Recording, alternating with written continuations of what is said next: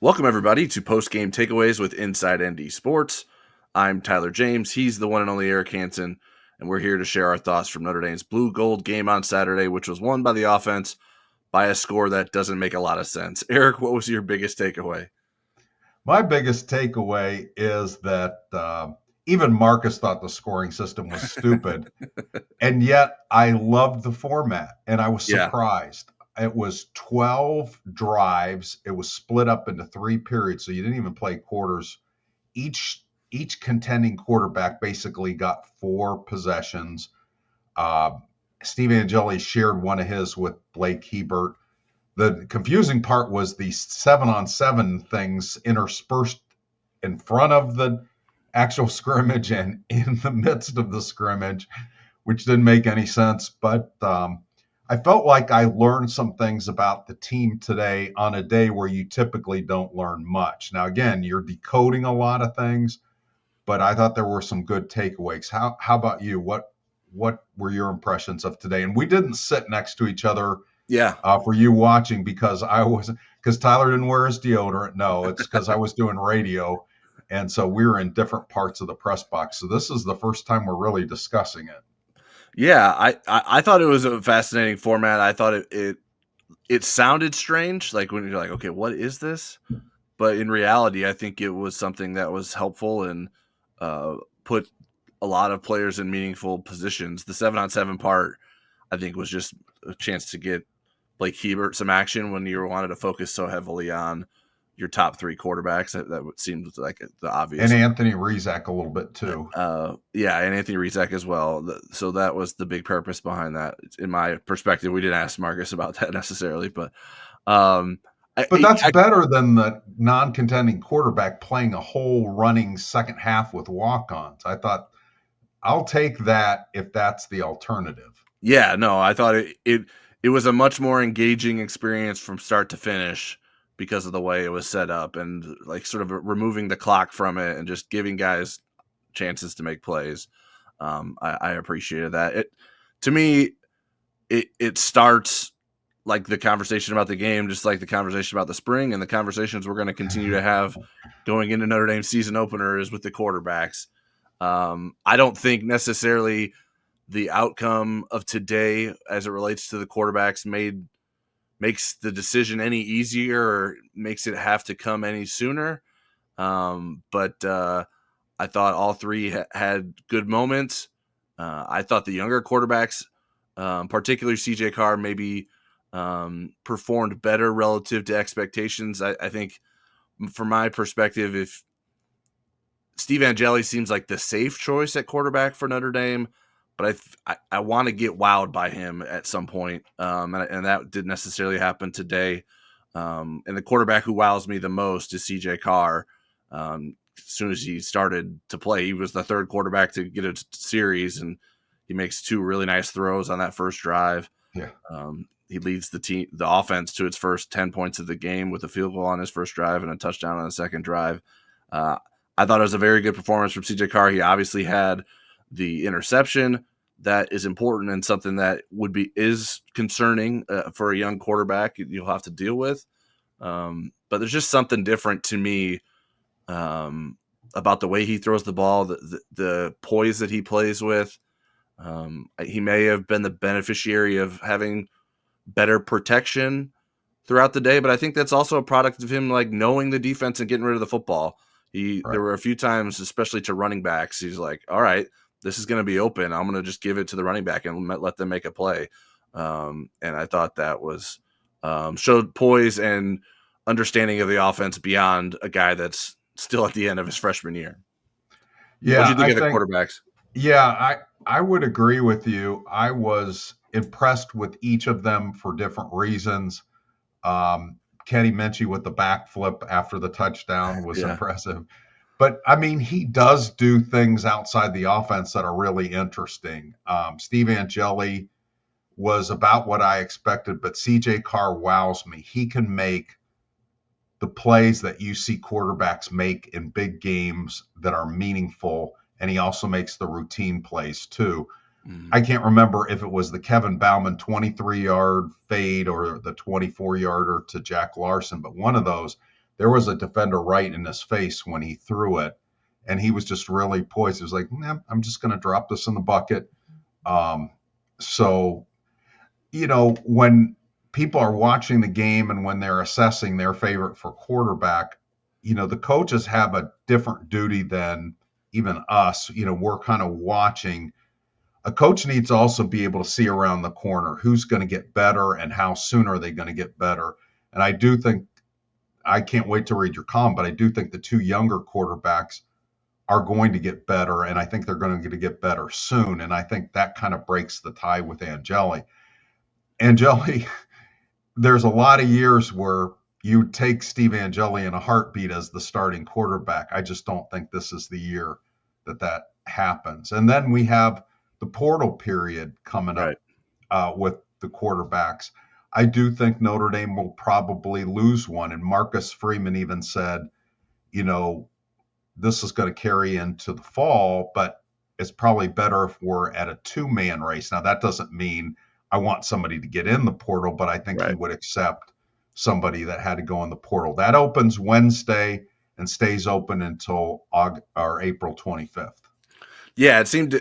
I thought that was the most telling comment that Marcus Freeman made today. Was like, not that he's saying someone needs to leave, but almost like, hey, we need to make a decision in terms of what we need to do to put two quarterbacks in the best position to battle for the starting spot in the fall. It's probably not in our best interest to try to keep up this three-man competition in order to trim it down to one.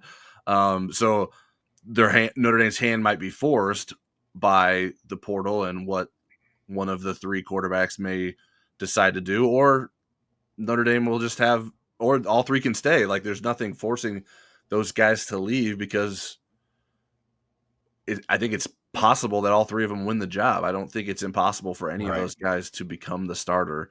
Um, I think everyone has their own opinions in terms of how far each may be away from being able to clinch that, but um, it'll be interesting to see. And I, a little part of me wonders is like, okay, does Marcus Freeman know that someone's going, and that's why he sort of made that comment, or I mean, maybe he will say, hey, you are the third guy, just so you know that. Like, he's talked about trying to be honest with guys, Yeah. and so maybe there will be like, hey, these are the two that we're going into the summer with, battling for the starting spot. You do with that information what you want to do with it, and heck, that could motivate that third guy to go out and win the job in the fall somehow. But um, it's going to be an interesting end of the month for Notre Dame as it relates to whether or not someone decides to get up and test that transfer portal at the quarterback position. Yeah. And when we're watching the quarterbacks today, I also want to mention, there weren't punts and kickoffs in this game. So they kind of, I don't think it was randomly. I think they planned on where they would start drives, but they were, one time it would be at the the -5 yard line, at your own 5 yard line. Sometimes it would be in plus territory on the other side of the 50. Right. So, and then you had different groups around you. I think each quarterback at least had the number one offensive line, which I actually was kind of surprised to see Yeah. everybody but Ashton Craig out there for a few series. And then everybody had the better receivers, and everybody had the walk-on receivers at some point, and had the makeshift offensive line. So they all had kind of similar scenarios thrown at them, but they were just at different places in the field. Yeah, I wanted to highlight the offensive line because I come out of the scrimmage last week at the practice that we saw, and I because of the way it went with the offensive line struggling as much as it did, I asked Marcus Freeman, like, hey, how does this impact what you're thinking about your quarterbacks when you're not really getting a true sense of what your offensive line is, and that there was a better view of that today. Just to It name made the a big starters. difference in the running game. Yeah, to name the starters, if you didn't track it, left tackle was Anthony Knapp, left guard was Billy Schrouth, center was Sullivan Absher, who is the biggest wild card of that group because that's not a position he's used to playing. Right guard, Literally, too. He's 6'7". yeah, very tall The center. big center. Yeah. Right guard Charles Jagusa, and then right tackle Emil Wagner. So we have not seen a lot of Knapp, Schrouth, and Wagner in practices so far. Knapp and Trouth recovering from injuries, and Wagner recovering from the length of the season. And to see all those guys out there and take first team reps to protect those quarterbacks to get them good looks against the defense, I thought was important, and a good reminder of, oh yeah, this is part of why there is so much anticipation going into next season for Notre Dame's offense, even though you don't know who the quarterback is going to be, is because this offensive line should be really good. Amen. Let's move to, let's stay on the offensive side of the ball right now. Running backs. Notre Dame has 6 of them. The one we didn't see was Jeremiah Love, but we saw the other 5, and number 6 on the depth chart was the leader in receiving yards and has your last name and had 4 What a carries guy. for 18 yards. But he looked good. I mean, if you're only going to play 4 of them, who are you cutting out of that rotation? Yeah, the running back depth is outrageous. I mean, there's no other way to put it.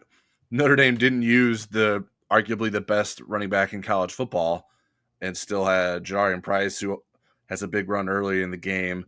You mentioned Nolan James Jr. at the bottom of the depth chart, impressing, wearing Aeneas Williams' old number from last year and looking a little bit like him. And you're like, oh my goodness, there's so many similarities to and depth throughout. I mean, Kedron Young is doing things out of the backfield. There's just so much to like about the depth that they have there. Jabron Payne, is nice to see him get back out there and look more like himself after suffering the knee injury last year. So when Jaywan Sider left Penn State, it's like, man, those are 2 really good running backs he's leaving at Penn State. And then he gets to Notre Dame, he's got 6 good running backs. It's like, what are we doing here? So yeah, there's no way that Notre Dame can play all those guys, but it's nice to see that the future is bright at that running back position beyond just this season. And I don't think you can play all 6 of them. I was looking back for the column that I wrote, and Jeremiah Love averaged 10 carries a game last year. That's too few. Yeah. 10 carries a game for one of the best, if not the best running back in the country. So let's look at tight ends. There were 3 healthy scholarship tight ends. There's 2 pretty important adds in June. And James Flanagan, a freshman, Ty Washington, who's kind of a wild card transfer from Arkansas. What did you think about the 3 that we did see today, which was Eli Reardon, Kevin Bauman, and Jack Larson? Yeah, I thought they all showed flashes. Larson and Bauman had 2 really nice catches, or 1 nice catch each from CJ Carr on his first drive. Eli Reardon has continued to have a strong spring. I mean, the fact that Notre Dame gave him to us after the scrimmage today is sort of speaks to, I don't know that Eli Reardon had the best performance. I mean, when I was looking back at it, he had a holding penalty and a false start. That's not. Although he did recover the fumble on the He did holding recover the penalty. fumble, so he's got some things to clean up. But he's looking more like the tight end that we thought Eli Reardon can be as he gets farther away from his knee injuries, and looks like to be a real strength for Notre Dame moving forward. And to see that Kevin Bauman can get out there and make plays is something that we haven't seen in a long time because of his injury issues. That was with Adon Schuler defending too. Yeah. On that play. And you got to be afraid that Schuler's going to deck you too when Schuler's that close to you. As whoever fumbled that, was that Kedron Young who fumbled that ball? Schuler was the one that forced the fumble on that one play. And Larson is someone we just haven't seen a lot of. He just buried behind so many tight ends last year, and certainly this spring has been given a lot of opportunities because of the thin depth chart there. I mean, even guys like Henry Garrity looked decent at tight end as a walk-on tight end. That is like, you know what? There are programs that could probably do worse at their 4th tight end than what Notre Dame could do with their walk-on tight end. So certainly I covered his dad on the basketball team. Yeah, the depth chart will improve.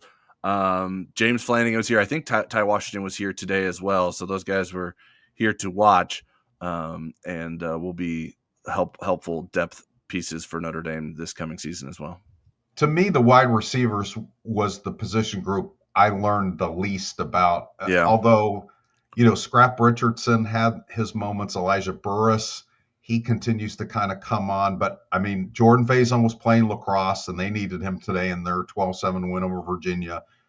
Malachi Fields isn't on campus yet participating. He is probably the starting boundary receiver. Micah Gilbert is out with an injury. We saw a little bit of Will Pauling, not much of him, the transfer from Wisconsin.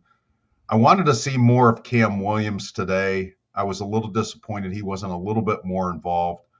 Um, Logan Saldate was covered pretty well. It felt like, boy, Ben Minnick was all over it Yeah. today as the nickel. But what were your impressions of the wide receivers, and is that kind of your biggest question mark on offense right now?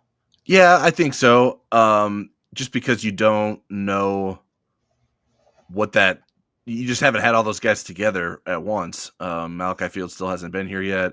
Pauling has practiced even more than we thought when we found out about his foot injury.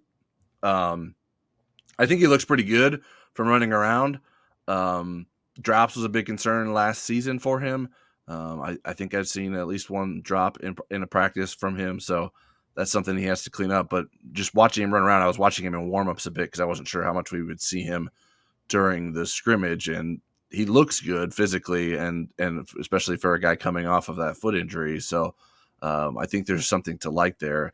Notre Dame seems a little bit slot heavy in terms of its receivers, or guys that maybe aren't as big. So that's why Malachi Fields is so important, because he brings so much size to the wide receiver group that it's lacking.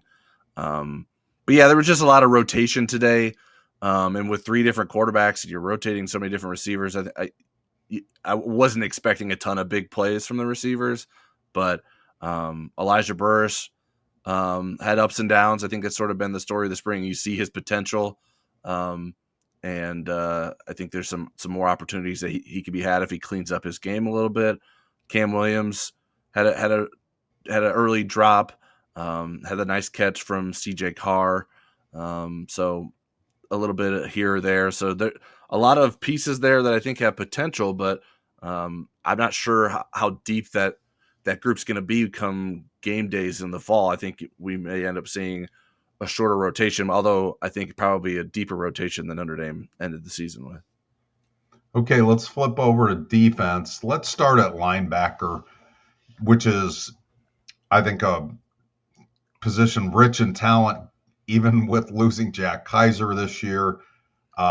The thing that I've noticed in the two scrimmages that we've seen, we got to see a scrimmage last weekend, is that the rotation looks a little bit different so far, in that there's usually pairs together that are regular, like you'd see Bowen and Sneed Yeah, together, Osbury and Kingston Viliamuasa together, Matt and Faremo with like Bodie Cahoon, um, and so, or Preston Center, and they try to keep the pairings the same. Last year, that five, they would play all different positions. You saw yeah. all different kind of combinations. What do you think of that? Maybe adjusting to where there's regular pairs that are on the field together. I think it makes some sense if you like it. Like I think probably what played a role in last year was like, well, we know what Jack Kaiser can do, right? So let's find different ways to get other guys on the field and use Jack in different ways, and put other guys in what their best like niches are, like Jalen Sneed as a added pass rusher on third downs.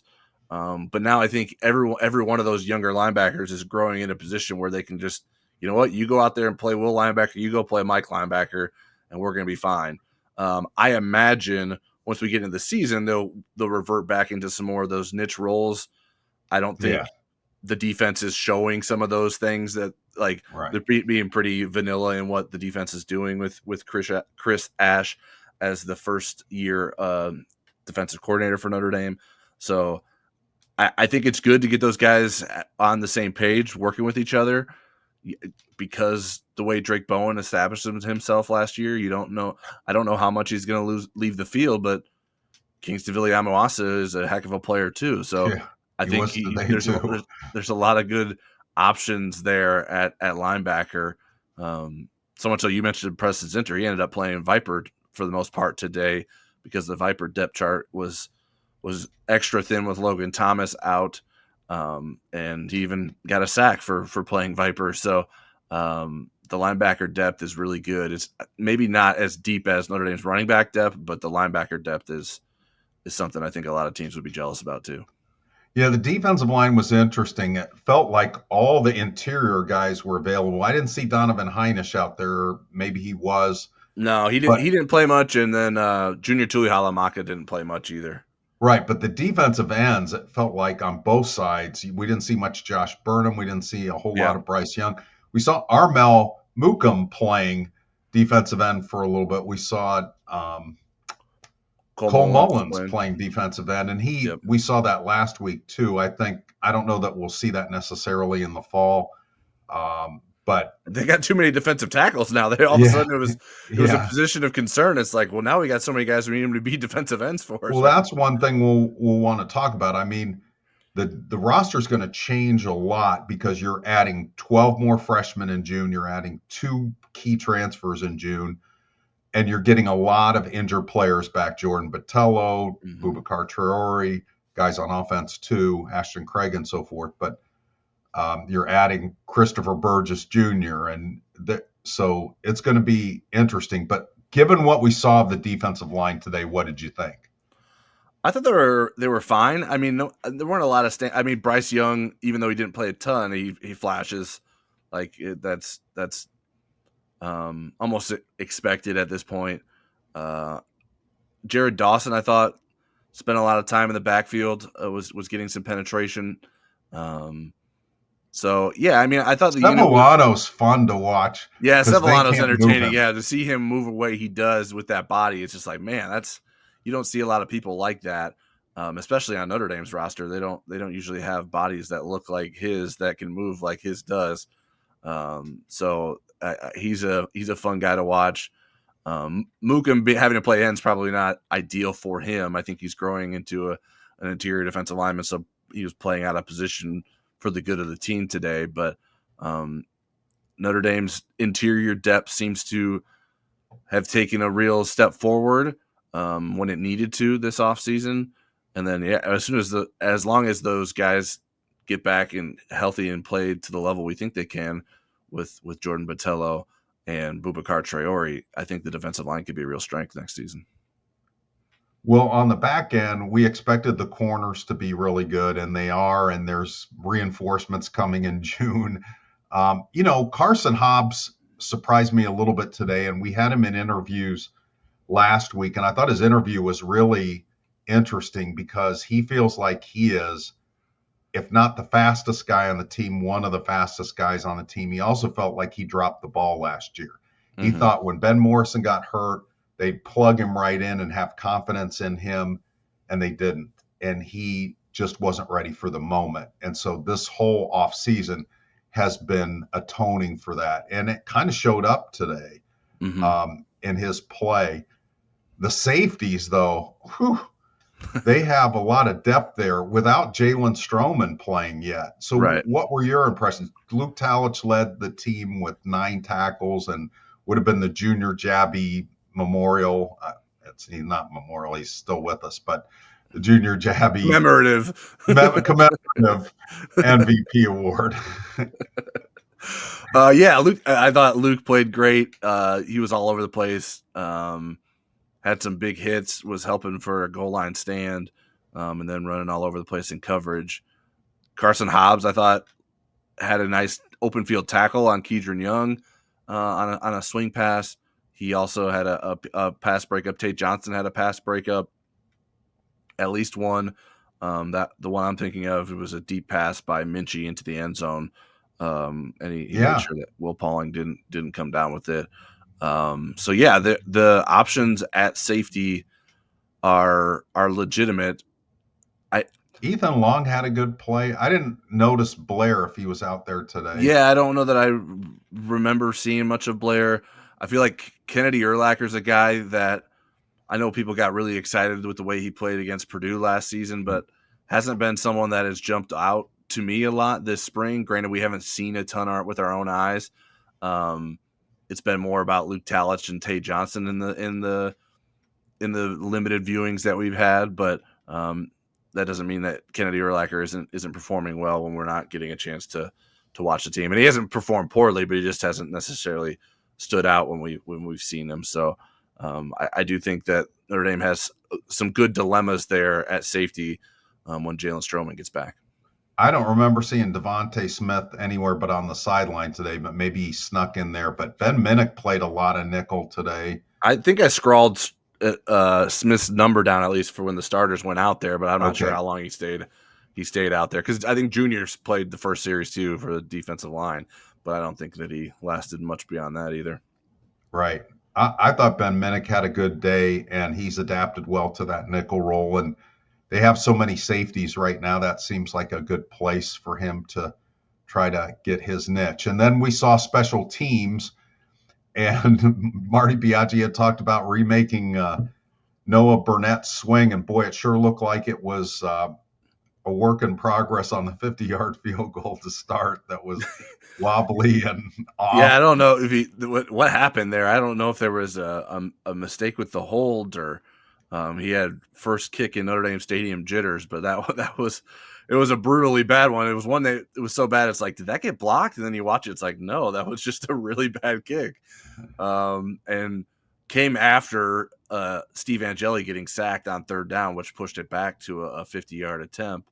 Now, granted, with the way he kicked it, I don't know how close he would have had to have been for it to go through in the uprights, but he rebounded with making his next two opportunities, and but certainly something that I don't. Notre Dame's continued to go down this grad transfer route with the kickers, and at least with Mitch Jeter last year, and now with Burnett, first impressions haven't been like, oh, Notre Dame's going to be fine there, like that. Yeah. At least from my perspective, I don't remember feeling that way with Mitch Jeter.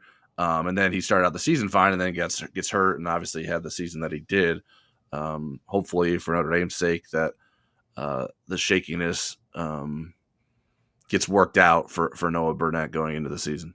Well, again, with the three kickers that Marty has had, it was Brian Mason the first year with Blake Groupie, but the other three, he's wanted to redo their swing at their request too. They want Right. to be more consistent. So I do think it's kind of a long game. So let's see what that looks like in Sure. August, because there are some really good kickers that look crummy in April. All right. Well, that's a full roster rundown. Is there anything we haven't covered you want to highlight before we get out of here, Eric? I just want to remind people that the transfer portal opens up on Wednesday. And we're also in the middle of that court action in terms of what the roster limits are going to look like. There's a very good chance that that's going to be approved, and the roster limit will be at 105. So you'll be having likely more scholarship players, but fewer walk-ons to get to that 105 number. So we're going to be watching that out of the corner of our eye too. Oh boy, more court action. And but those are things that you have to look at. And also revenue sharing is coming. There's a lot of changes coming, but there's still a lot of good fun football to follow outside of those numbers. Yeah, Marcus Freeman said something in his post game that, hey, we're not really looking to add in the portal unless there's things that really jump out to us. I know I had someone reach out to me from our rivals team earlier this week saying, hey, what do you think Notre Dame's going to do in the portal? I was like, I don't know that they're going to do much of anything, but we'll see. Obviously, things can change, and it could be dictated by who decides to enter the portal from Notre Dame coming into this spring window. So it'll be interesting to see how things come together there, how Notre Dame finishes up its spring. I don't know if we've said it during this video, but Notre Dame still will have 3 more practices before it wraps up spring, and then we'll get a chance, I believe, to talk to Marcus Freeman on April 23rd later this month. So we'll see. No word salads, Marcus. Yeah, we'll see how that goes. And certainly an interesting spring with the way it needing to be delayed, although it didn't feel delayed because of the long season. Having a spring game before you finish up all your 15 practices, but it's been a positive one for Notre Dame. I think one that sort of reaffirms why this team made it to the national championship game last season and why it may have staying power in the college football playoff moving forward. I think a good setup for what should be an interesting season in the fall. That'll do it for us from LaPorte, me and LaPorte, Eric in South Bend. Please hit the subscribe button and give us a like if you haven't done so yet before you close out this video. And you can also subscribe to us over at InsideNDSports.com with a 30-day free trial using promo code NDYT. There's a link to subscribe in the video description below. And as Eric alluded to, we'll have a lot more recruiting and football coverage coming this week with the team still practicing, the transfer portal opening, recruits still making their way to campus. So we'll have plenty to discuss. And then we will also be back on Monday night for Football Never Sleeps.